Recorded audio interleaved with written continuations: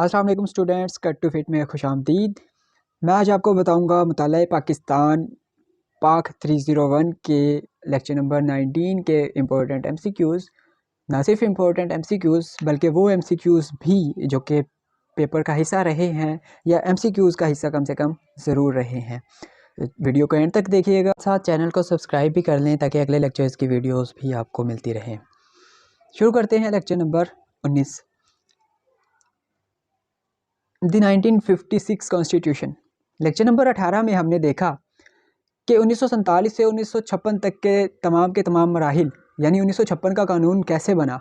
Constitution assembly बनी, BPC बनी, फिर कॉन्स्टिट्यूशन असम्बली पहली तहलील की गई, फिर दूसरी बनी, कब मंजूर हुई। तो ये सारे मामला हम लेक्चर नंबर 18 में देख चुके हैं। अगर नहीं वो आपको पता तो लेक्चर नंबर 18 देख लीजिए आप। अच्छा, यहाँ पे जो इम्पोर्टेंट एमसीक्यूज़ है वो ये है कि सबसे पहले it replace the interim constitution. Interim constitution जो था वो ये था कि 1935 का जो कानून था उसको इसने रिप्लेस किया, उसको बदल दिया, उसको हटा दिया।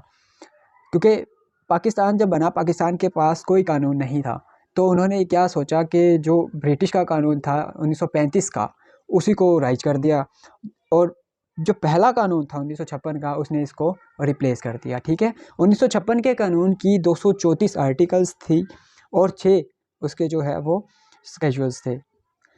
याद रहे 1956 का कानून पहला कानून था, एमसीक्यूज़ में बारहा पूछा गया है, और इसके 234 आर्टिकल्स थे, ये भी ज़रूरी है, इसी वजह से इसका कलर डार्क है।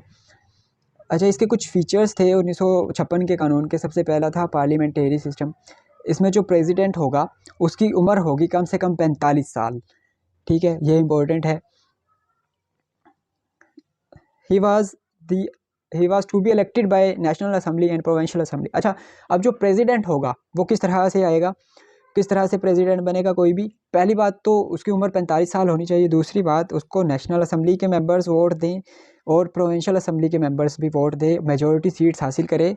ठीक है, तब वो आएगा, प्रेसिडेंट बन सकेगा। उसके बाद है prime minister would be appointed by president. अच्छा, प्राइम मिनिस्टर होगा उसके अंडर जो कि प्रेसिडेंट लेके आएगा, या प्रेसिडेंट जो है प्राइम मिनिस्टर को बनाएगा। Prime minister did not enjoy the support of majority in national assembly. अच्छा, उसके बाद मैं आपको बताऊं कि प्रेसिडेंट ने प्राइम मिनिस्टर बना दिया, लेकिन अब प्रेसिडेंट प्राइम मिनिस्टर को उस वक्त तक नहीं उतार सकता जब तक नेशनल असेंबली के मेंबर्स प्राइम मिनिस्टर के मुखालिफ वोट ना दे दें। ठीक है, तो ये होगा, और मेजॉरिटी उसके मुखालिफ ना हो जाए।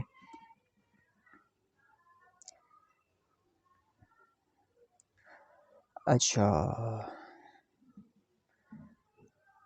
उसके बाद है ये important, national assembly was the only house of parliament having a membership of 300 plus 10 women seats.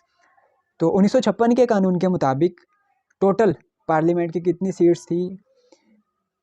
300 seats थी। उसके अलावा जो है 10 औरतों की सीट मुंतखब थी, औरतों के लिए जो है वो रखी हुई थी। तो औरतों की सीट यहाँ पे पूछा गया एमसीक्यूज़ में, वो कितनी थी? 1956 के कानून में 10 थी। There were 2 provinces in the federation of Pakistan. तो फेडरेशन के जो है 2 सूबे थे 1956 के कानून के मुताबिक। The real powers were given to chief ministers and his cabinet. अब अच्छा, सूबों में क्या होगा? सूबों में जो पावर होगी वो या चीफ मिनिस्टर के पास होगी, या सूबों का जो बड़ा होगा वो क्या होगा? चीफ मिनिस्टर कहलाएगा। ये सूबों का कंट्रोल चीफ मिनिस्टर के अंडर होगा। ठीक है, इसमें 2 क्लास हैं। सबसे पहले है क्लास 191, सिक्योरिटी और economic life was under the threat और एक्सटर्नल और इंटरनल रीजन। क्लास 193 है कॉन्स्टिट्यूशन क्राइसिस इन प्रोविंसेस। तो ये इम्पोर्टेंट है दोनों।